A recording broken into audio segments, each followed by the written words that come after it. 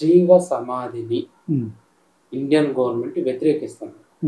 రీసెంట్‌గా కర్ణాటకలో ఒక వ్యక్తి జీవ సమాధి అయితే అతన్ని తీసుకొని డెడ్ బాడీని తీసుకొని వెళ్ళింది. అసలు ఏంటి ఈ జీవ సమాధి? ఎవరు జీవ సమాధిలోకి వెళ్తారు? వెళ్ళిన తర్వాత జీవ సమాధిలో ఏంటి ఆ మనిషి సాధించేది?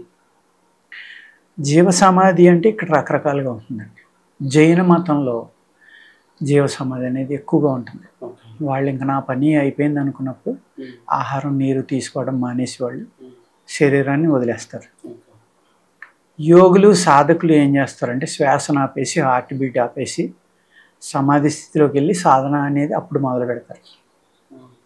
ఈ ప్రకృతి నుంచి పూర్తిగా విడిపోయిన తర్వాత నిజమైన సాధన అనేది ఉంటుంది. అప్పుడు చేయవలసింది చాలా పని ఉంది.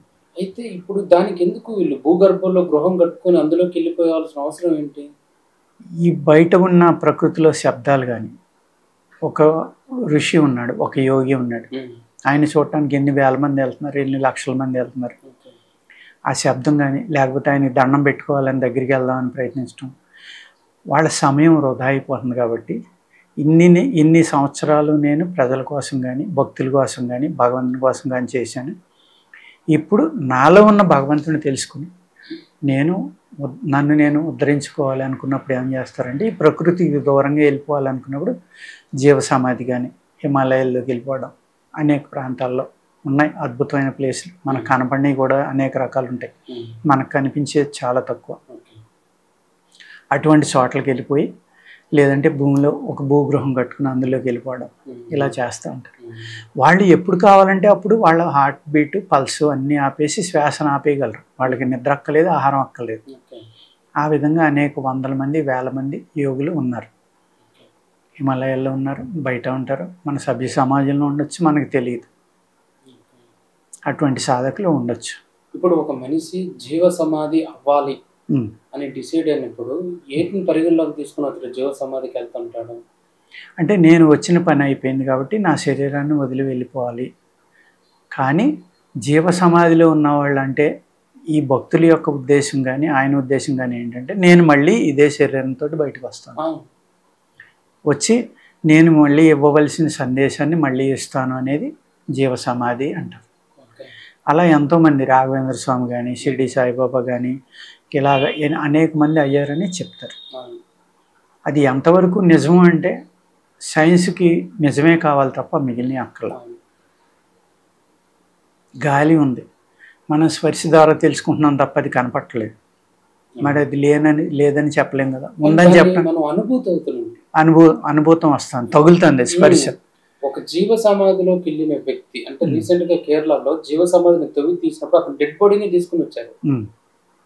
అంటే ఇప్పటి వరకు మన భారతదేశంలో జీవ సమాధిలోకి వెళ్ళిన వ్యక్తి బ్రతికే ఉంటాడు అనే అభిప్రాయం ఉంది. ఇప్పుడు పోతులేరు వీరబ్రహ్మేంద్ర స్వామి అవచ్చు, రాఘవేంద్రరావు గారు అవ్వచ్చు, ఇలాంటి వాళ్ళు చాలా మంది మనకు తెలిసిన వాళ్ళు జీవ సమాధికి వెళ్ళారు. కానీ జీవ సమాధిలోకి వెళ్ళిన తర్వాత కూడా డెడ్ బాడీని బయటకి తీసుకు వాళ్ళు జీవ సమాధిలోకి వెళ్ళారు అంటే శరీరం నుంచి విడిపోయి వెళ్ళిపోయారు. కానీ శరీరం అలాగే కావాల్సినప్పుడు మళ్ళీ ప్రయోగించుకోవాలి. దాన్నే పరకాయ ప్రవేశం అని అన్నారు పూర్వం.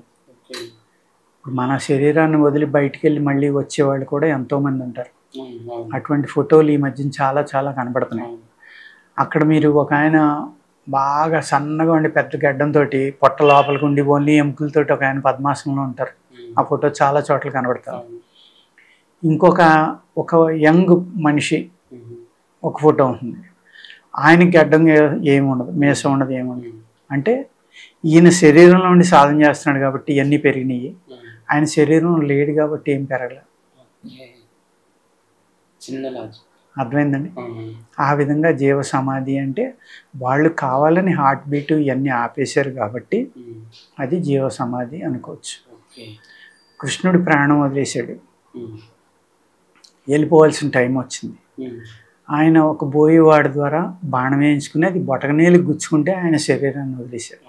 బొటకనేలకు బాణం గుచ్చుకుంటే మనిషి చనిపోతాడు. అసలు కారణం చూపించాలి కాబట్టి అది.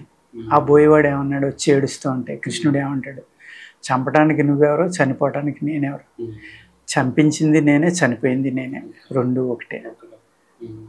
అదే అద్వైతం అంటారు. ఎక్కడైతే మీరు ఈ చక్రాలు జయించాలి, చక్రాల మీద సాధన కావాలి అంటే అనేక మార్గాలు ఉన్నాయి. ధ్యానం ద్వారా జయిస్తారు, సాధన ద్వారా జయిస్తారు, అష్టాంగ యోగా ద్వారా జయించేది ఉంది. అంటే అష్టాంగ యోగా అంటే అనేక ప్రక్రియలు.